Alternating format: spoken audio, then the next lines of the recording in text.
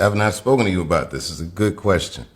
Stevie Wonder said in the press recently that he wanted to move to Ghana. Now, those of us in the room that know Stevie personally, he says this thing many times through the years that we've known him. But this last time he said it, he said, I'm moving to Ghana so that I can be valued and respected more. It's almost exactly the phrase he used. And, you got to think, as a black American, who amongst us is more valued or respected than Stevie Wonder? And the idea that he would feel this way at this stage in his life and in his career, he goes on to say, I would do this for my grandchildren so that they don't have to worry about that, which is a very ominous thing to say because clearly this is going to last for the foreseeable future. Mm-hmm. And to see him decide to make that move, I wanted to go.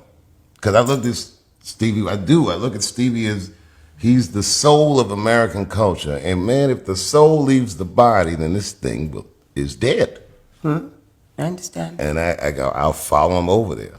Or I'll go myself. I'll do it for him. Yes! Yes, Dave in Africa!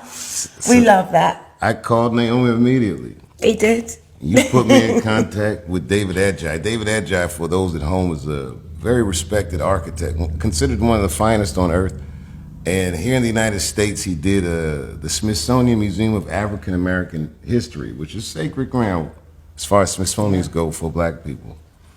And he designed it, and Naomi put him in touch with me, and so we've been working together. Hopefully I'll build something there. That's going to be beautiful. But I'm definitely going to at least rent something for the foreseeable future. And I hope to open a comedy club there, because I heard there's none.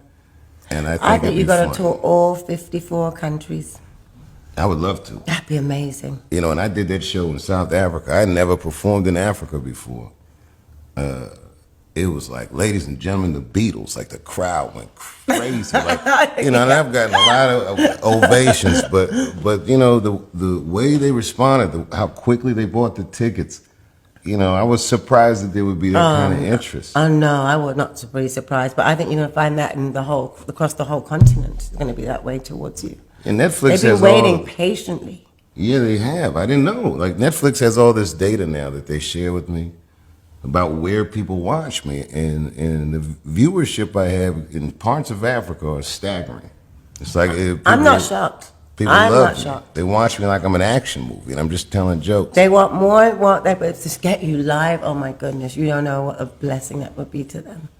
Yeah, and do you remember when Chris Rock years ago had done a special in Africa? And I even noticed watching his special how great the crowd was. I think he was in Johannesburg. Mm-hmm. I would love to see that firsthand. You know what I mean? Because it's the best way to travel. Like, you could go to a country and you could see things and maybe meet individuals, but entertaining roomfuls of people, like crowds, is a really good way to get to feel what a place is like, what a culture is like, where you're different or where you're the same. You know what I mean? And I'm real lucky to have an opportunity or that kind of window to look in the world. And my mind's saying this country. It's like there's so many.